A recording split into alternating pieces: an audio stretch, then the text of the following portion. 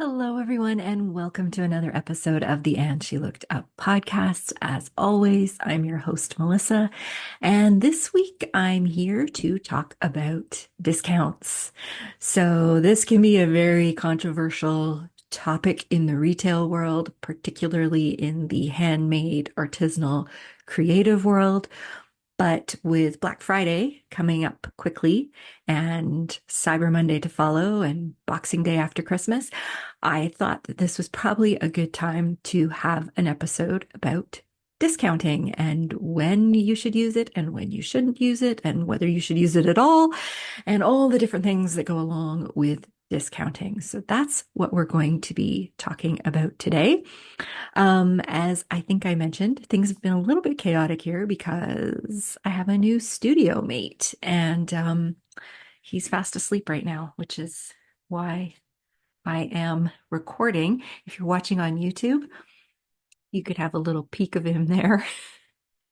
If he wakes up later, maybe I'll bring him up to the camera so you can see him, but he's finally fast asleep. He has been on the go since 8:30 this morning.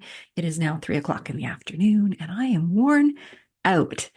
So, yeah, it's making things a little bit more challenging time-wise these last few weeks. His name is Joey, and he's 16 weeks old tomorrow, so he's still just a wee one. And this week he lost a whole bunch of teeth. So we're in the teething stage. If you've ever had a young puppy, you know what that's like. It's not very much fun. The good news, I am still in one piece, even though I have become a chew toy for him. But we're figuring things out. So it's been a long time since I've had a puppy, and I forgot how much work they are. On that note, let's dive into this week's topic, which, as I mentioned, is discounting. So there are so many different schools of thought when it comes to discounting, and I see questions being asked about this in small biz groups all the time. I get asked questions about this all the time, and I thought it was worth talking about. I've also seen a lot of threads recently where small business owners are getting very upset by people asking for discounts. And I'm just going to say this about that. There is nothing wrong with a customer asking you for a discount. It doesn't mean you need to say yes. It doesn't mean you need to say no. There are different ways of handling it that are very polite and thoughtful and don't necessarily turn someone off. Everyone has different ways of approaching how they spend their money. And for some people, they just love to barter. It's fun for them. For other people, it may mean the difference between being able to purchase from you or not. And some people are, to be really honest, kind of just being jerks. So there's a whole range of different things that are going on. And one response that I see in these threads all the time is these people would never go into Walmart or Target or whatever chain and ask for a discount. And I just want to say something that is absolute 100% BS. I spent 20 years working in retail for a very large Canadian chain, and I can tell you absolutely not a day went by where I didn't get asked by a customer. And I was a manager, so I was the one who got hauled out when the question got asked if they could have a discount. It happens all the time, everywhere and anywhere. And here's the thing. I was authorized to give discounts in certain situations. So it might be shop worn or damaged merchandise where somebody wanted a discount. It might be that they were looking to buy a bulk amount, like a much larger amount than the average customer would normally buy. I'm not talking like buying 3 lipsticks instead of one. I'm talking about maybe they wanted to buy 20 lipsticks or 20 bottles of shampoo or whatever the case may be. So yes, absolutely. People ask for discounts anywhere that they are being asked to hand over money in exchange for goods. People ask, and you would be shocked how many places will consider a discount if it's the right set of circumstances. So did I give discounts out all the time willy-nilly? Absolutely not. But I would say probably about 10% of the people who asked for discounts would be given a discount because what they were doing, it made sense. And it, in many cases, became a way to bring that person on as a loyal customer. So, if somebody is going to come in every month and buy 40 of something that the normal person would maybe buy one or two of in a month, and they're going to do that every month, giving them a 10% discount, that was worth it for us, for our margin, for our profitability, for all of that stuff, to get that continued sale and to move that merchandise through and turn it. We don't talk about turns very much in the creative world, but turns was a big thing when I worked in retail, how often you turn your inventory. And so, yeah, absolutely. In many cases, it was worth it. And it fostered loyalty, and that person would come in over and over again. And if I can sell 40 of something to one person every month at a 10% discount, rather than one at a full price, the math worked. So that's a key thing when it comes to discounting. First of all, you need to know your math. You need to know your pricing, and you need to know if the math is going to work. But you also need to think about hidden costs that we don't really talk about when we're bringing people into our business. How much does it cost you to bring a customer into your business? So I'm talking about the marketing costs. Do you pay for Facebook ads or Instagram ads or Pinterest ads to bring people into your world? Do you offer a 10 to 15% discount when somebody signs up for your email list? If they favorite something in your Etsy shop, do you send them a coupon offering them a 10% discount? Do you send them a thank you coupon when they've purchased from you for a 10% discount? Those are all hidden marketing costs in order to bring a customer into your ecosystem. And then you may choose to offer other promotions or discounts in order to keep them in your ecosystem. So is that any different than having a customer actually approach you for a discount and having the choice between saying yes or no? It's not. Now, everyone has their own opinion about this, and you are free to do whatever you want to do.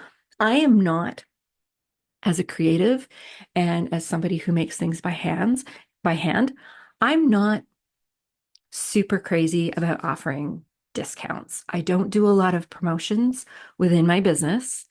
And when I do, and when I offer discounts, I'm very strategic about it. And I'm very aware of how much it costs to bring a customer into my business. One of the things I didn't mention is if you're running ads or you're doing pop-ups or you're doing all those kinds of things, it also costs your time to put those things together and put them into place so that you can bring people into your ecosystem. So anyway, all that to say, I'm not a huge fan. I don't like training people to wait for a discount, which is what often happens, particularly in big box retail.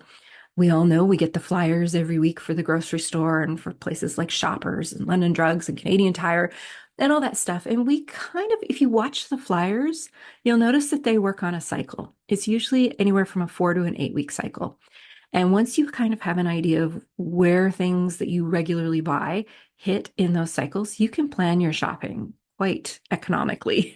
If you know peanut butter goes on sale every 8 weeks, then you only buy peanut butter every 8 weeks. You can really watch to see and form your own strategy for shopping, because that's essentially what they're doing, is they're just training their customers on when to shop. And that's something that we don't necessarily want to do when we're in the creative field or when we are making things by hand. You may also choose to never discount, which is totally fine. But again, you want to think it through. So when is it okay to discount and when is it not okay to discount? I like to think of it a little bit as the art of the deal. I think it's okay to discount in certain circumstances. One is if it's to hook a customer. And that might sound very mercenary and corporate-y, but essentially what I'm talking about here is, what do I need to do to get somebody who's browsing to turn them into a purchaser? And we've all had people like this who follow us on social media, or they've been on our email list for for months and even years, and they've never made a purchase. What do we need to do to get them to push the button? And so in those cases, that's where we have things like, the 10 to 15% off when you join an email list. An email address is a very valuable thing to a small business owner. So for me, it is worth it to give them something in exchange for that email address. Okay. A lot of people don't want to give up their email address because they're worried that they're going to be spammed or it's going to be used in ways that they don't like. And so they're very careful about that. And they're not just going to give it up for free. So to me, that's a great use case for a discount. I do the same thing on Etsy if somebody favorites one of my items. A lot of shoppers use this as a strategy on Etsy. They'll go through, they'll start shopping for a certain thing, and they'll favorite a lot of different things, and they'll wait to see who offers them a discount before they purchase. And it's usually one of the people that offers the discount that they will buy from. So, if you are priced appropriately, then a 10% discount should be very manageable for you. A 15% discount should even be fairly manageable for you. And we did this, I just did an episode in our premium subscribers podcast that we do just for our Patreon and Buzzsprout paid subscribers, where we talked about getting our products into wholesale and the pricing strategy that you need to use for that. If you are pricing for wholesale, which with the new year coming up might be something you really want to consider, and we will be doing a wholesaling episode probably early in 2025 to talk about all the nuances of wholesale. But one of the things with wholesale is you need to make sure that you're priced appropriately. And a lot of us as makers and creatives and small business owners do not price ourselves where we should. When we price ourselves too low, it can be sending a message to our potential customers that we may not be the best quality, or this may just be a hobby, or we kind of train them to think that that price is okay, when really it's not. You're probably not making enough to pay yourself a decent salary. And again, you're not leaving yourself any room to build your business. So when you're priced appropriately, and the kind of formula for pricing appropriately is 2 by 2 by 2. And we'll get into this in another episode. If you want to hear more about it, you can go subscribe to our Patreon and you'll get access to the wholesaling mini episode that I did there last month or this month. I've completely lost track of time. And you can learn more about it there. That's a shameless plug for our Patreon. It's only, I think, $4 a month Canadian, so it's very inexpensive. And it's a great way to support the show. But anyway, if you are pricing appropriately at the 2 by 2 by 2 method, then you are going to have more than enough cushion to offer discounts where it's appropriate. And bringing people into your email list is one of those areas where I do think it's appropriate. If you were to pay for ads, to run ads on Facebook or Instagram, it would probably cost you more in some instances to get an email address onto your list than offering that 10 to 15% discount if somebody just happens to land on your website. So that's something to think about. So yes, in the instance of trying to hook a customer or to get a customer's email access or to just pull them into your ecosystem, however that may be, and an email address counts, then I think a discount is perfectly appropriate. It is expensive to get a new customer. We don't talk about this enough, but in retail, most big retailers know exactly how much it costs for them to land a new customer. And it is far more expensive to land a new customer than it is to keep an existing customer. So that is something to think about. Like when you think about all the things you do on a daily basis to bring customers in, whether it's your time making reels or TikToks, or it's spending money on ads, all of that stuff, it's expensive to get somebody to come in and purchase from you. So if there's a way that you can make that a little bit easier and bring the cost of it down, then that is something that I think is worth doing. So yes, bringing somebody into your ecosystem. I do think, as mentioned at the beginning of this episode, that bulk orders is another place where it is perfectly appropriate to offer a customer a discount. So when it comes to bulk orders, this is only going to apply to some of us. If you are making original pieces, so it's an original painting or it's an original crocheted stuffed toy or something like that, that's one of a kind and that you're not going to replicate, then no, I don't think you're going to be offering bulk discounts on that. It doesn't really make sense because you're creating an art piece, which is very different. If you are doing something where you're replicating the item over and over again, so in my case, things like greeting cards that I make or stickers, or you take that piece of original art and you turn it into prints that are replicated over and over again. In those instances, a bulk order and offering a discount or giving somebody a discount for a bulk order makes sense. Again, bulk orders are not the same as wholesale orders. A wholesale order, you're going to be giving that person a 50% discount off of your retail price. And again, we get into that in the pricing that we talked about in the subscriber only episode. We're not talking about that kind of discount here for a bulk order. For a bulk order, it could be 10%, it could be 15%. If it's a really large order, it might even be 20%. And those, you're still making a profit, but you are moving more product, which carrying large amounts of product has its own costs attached to it, which is one of the reasons why big retail will offer bulk discounts if you ask nicely, because they want to move that inventory quickly. Having large amounts of inventory on hand is very expensive for retailers. And it can be expensive for us too. It takes up space. It gets shop worn. Even if it's sitting in your studio in a nice box, it still becomes aged. And there gets to be a point where you can't sell it for full price anyway. So if you can move a bulk quantity, then that is an opportunity worth exploring. And you get to decide what that bulk order is. It could be they need to order 10 of an item or they need to order 20 of an item. Think about it when you buy your raw materials. Like for me, when I buy my cardstock or my sticker paper, if I order 10 sheets of sticker paper and my paper supplier does that, they will send you 10 sheets. It's really expensive. If I order 2,000 sheets of sticker paper, I get a big discount. And it helps bring my costs down and means that I can sell my stickers for less money. So I can pass that on if I choose to. So think about it like that. You're getting rewarded for buying more. And so, yes, it's up to you to decide what that number is. For me, you know, I have some bundles where if people buy 3 or 4 or 5 of something, they get a small discount.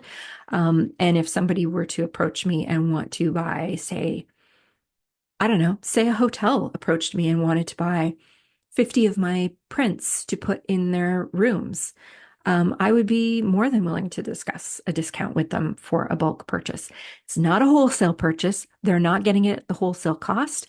They're getting it at a bulk discount cost. Two different things. So that's something to keep in mind. Another instance, and I kind of just alluded to it, where I think discounting is okay, is bundling. And you don't need to discount product to bundle it, but it is a way that you can offer a discount quite easily.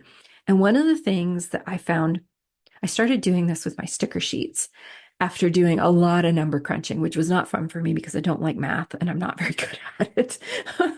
But I did a lot of number crunching. And what I realized is that when I make one sticker sheet and somebody buys it and I ship it off to them, it is actually more expensive than if that person were to buy 3 sticker sheets from me or 5 sticker sheets from me, and I was to package it up and bundle it and send it off.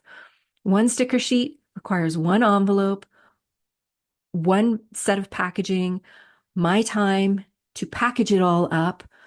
I can take 5 of those sheets and send them to the same person. And instead of having to put them in 5 separate envelopes to 5 separate people, now I'm just using one envelope for 5 sheets. I am My production time is cut down because I'm making more in the same amount of time. I can make 3 sticker sheets in one go.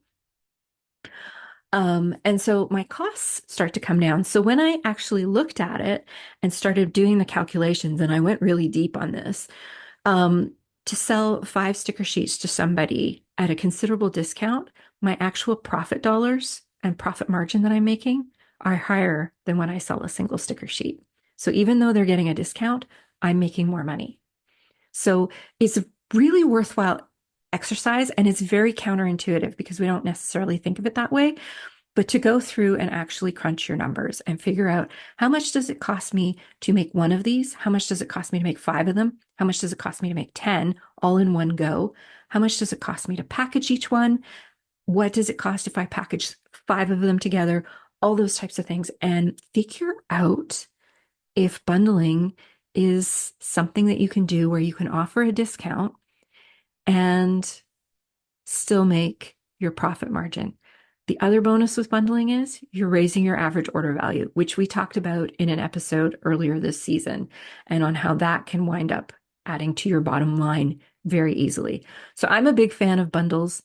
You can also create bundles and not offer a discount, but I find people are much more primed to buy when they feel like they're getting a deal. Everyone loves a good deal, right? We know that Black Friday is coming up. Everybody's out looking for a hot deal. And that brings me to one of the other circumstances where I think it's okay to offer a great deal. And this is, or offer a discount. And this is special events. So special events might be things like Black Friday, Cyber Monday, Boxing Day. Maybe you have a customer appreciation sale once a year. You might also offer a discount to customers on their birthday if that's information you collect when they sign up for your email list. There are a lot of different use cases where it can be very useful to offer a discount. And I got the idea for this episode actually today. I was reading a question in a group that I'm in where somebody had made a mistake. I think they made a mistake selling something to a customer. The customer, I think the product was broken or something. I can't remember. Anyway, the customer wanted to return it or something. So she returned it and or offered her a discount on it. I can't remember all the details, but then the customer came back and wanted to buy more of that item in a much larger quantity and was looking for a bulk discount. And the person was very unsure of whether or not to do this. And the thing of it was, the person had already been hooked by good customer service. There had been an issue. She had solved it successfully and made the customer feel good about it. And now the customer was coming back and saying, "Hey, I really loved the way you handled that. I'm here to buy even more. Can you give me a deal?" Now, she had the option of whether to say yes or no, and it was completely up to her. But if it had been me, I would have said yes, because this is a person who I have started to create a relationship with on the right foot. They're already impressed with how I've handled things. They want to spend more money with me. And who knows what she'll want to buy next. So in that instance, I probably would have offered a 10% discount. If she hadn't asked, I probably wouldn't have offered. And this is another thing to think about when you're doing discounting. You don't need to offer a discount. Some people are more than willing to pay full price and never ask you for a discount. And we love those customers. I have customers who absolutely ignore any attempt I make to offer them a discount or a sale because they want to support me fully and pay the full price. I love those people. We all love those people.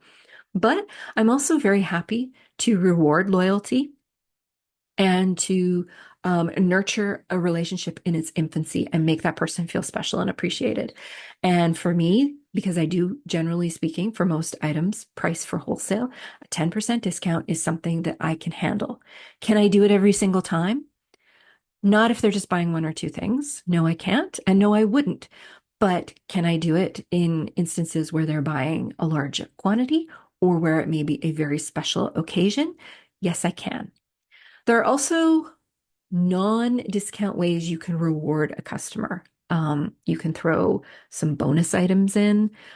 You can, if they order they order 3 dozen of something, maybe you throw in an extra six or something like that. It really depends. I mean, we all know what a baker's dozen is, right? It's where you order 12, but the baker gives you an extra one for free.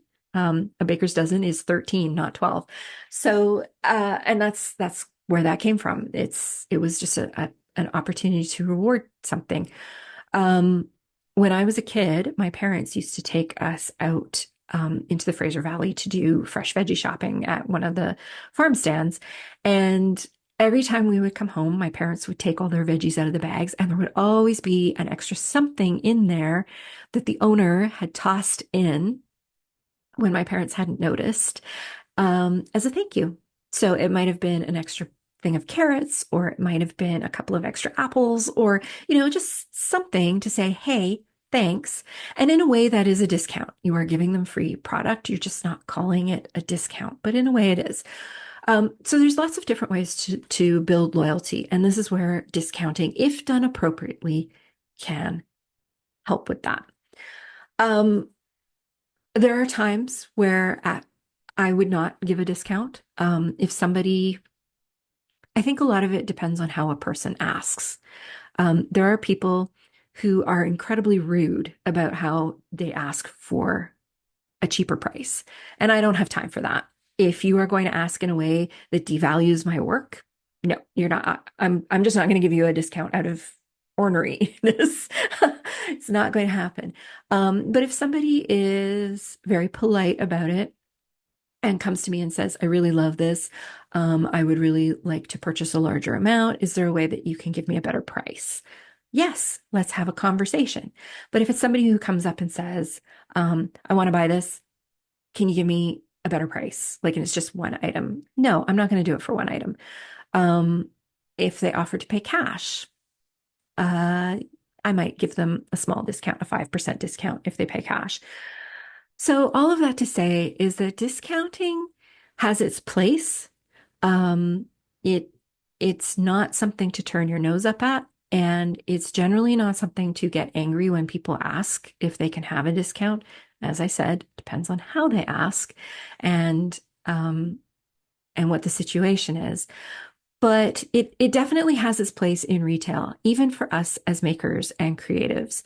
You need to think about what is costing you, as I said, to bring that person into your ecosystem. And you need to think about, you really need to know your pricing. At the end of the day, it is very hard for us to make good business decisions if we do not know the ins and outs of our pricing. And I can't stress this enough. Your pricing is not just the cost of materials. It is not just your time.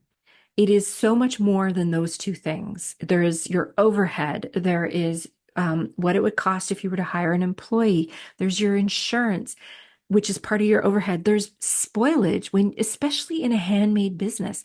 How many times have you gone to, like in my case, printing a sheet of stickers? I can't tell you how many times I've printed a sheet and it's been garbage and I've had to check it out. That's spoilage. I have to build that into my cost.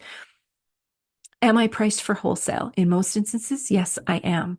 The key is your pricing. You really need to know your pricing, the ins and outs of your pricing, and make sure that you're priced appropriately. And as I said at the beginning, most of us are not. Most of us are priced far too low.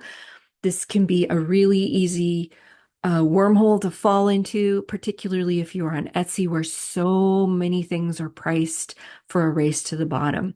And I think it's really important to remember that on Etsy and at smaller craft markets and things where you have cottage businesses in there, in many instances, those are people who do this as a hobby, and they are pricing their work in order to just make enough to cover the cost of their materials and buy more materials because they love what they do, whether it's crocheting or paper making or, any of those things, baking goodies to sell. And so you have to decide whether or not you are going to price yourself as if this is a hobby or as if this is a business that is going to pay your bills. And if you are pricing it as a business that's going to pay your bills, then you should have room to offer discounts when it is appropriate. So my general rules that I go by is I do not do anything that I think will train my customers to expect deals from me on a regular basis. I have one sale every year for my newsletter subscribers only. It's the best deal that I offer the entire year. I run it usually the week before Black Friday. I'm not running it this year because of the Canada Post strike, which I'm sure for many of you is a whole thing. Not the best of timing, but I know that my letter carrier for sure deserves a raise. Um, so I am with them on this, but the timing is very unfortunate for a lot of us small business owners. So anyway, all that to say, yes, you need to know your pricing. You need to be able to get your work out there and decide when it's appropriate. But yeah, you don't want to train your customers to expect a sale from you every week. I would rather offer one great sale a year and then have some flexibility to offer discounts or grant discounts when an appropriate situation arises, instead of doing a sale every 3 weeks or 4 weeks. Yeah, so that is kind of where I stand on it. And I think you really need to, like I said, think it through when somebody is asking you. I know that for a lot of us, it can be very emotional when somebody asks for a discount and we feel like they're disrespecting our work. And in some cases, that is true. And like I said, in those cases, it's a flat no from me. But in some instances, it's not meant to be disrespectful. It's just somebody trying to maybe be able to buy from you when they otherwise might not be able to. Or maybe, like I said, they're looking to form a bigger relationship where they are purchasing regularly from you in a larger quantity, those types of things. So think it through, know your pricing, and decide what your rules will be. Um, will you offer a friends and family discount? I know a lot of people who do this. If you're a friend or a family member, you ought to get an automatic discount when you purchase. It's kind of cool that we run our own businesses and we get to make these decisions. What I will caution against is if somebody asks for a discount and you are not willing to give one, think about that person. They are still a potential customer, unless they're a real jerk, then do you want them as a customer? Probably not. But in many instances, they are still a potential customer.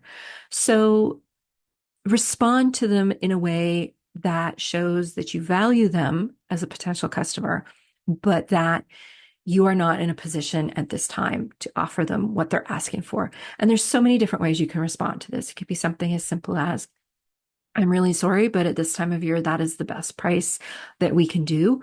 Or you can say something like, no, but if you would like to join my email list, I would be happy to give you a 10% discount, but otherwise I'm not able to. Or you could say something like, no, but we are going to be having a Black Friday sale on this day on our website. You are welcome to shop then. We're going to be having some great deals on the site then, and just redirect. Another thing that that last one there just made me think of is, when you know you're going to be holding a sale in a few days and somebody asks for a discount on that item earlier, do you really want to say no and turn them away and then have them come along a few days later and see that the item is on sale? Like, sometimes you have to think about whether it's worth it. Like, would it just be worth it to just give them the discount now and let them know that that's the reason why? And you could say something like, you know what? This is going to be on sale for 30% off for Black Friday in 2 days, but I know we're here in person at this market. So if you would like, I can offer you 15% off or 30% off, or you can wait to shop the Black Friday sale.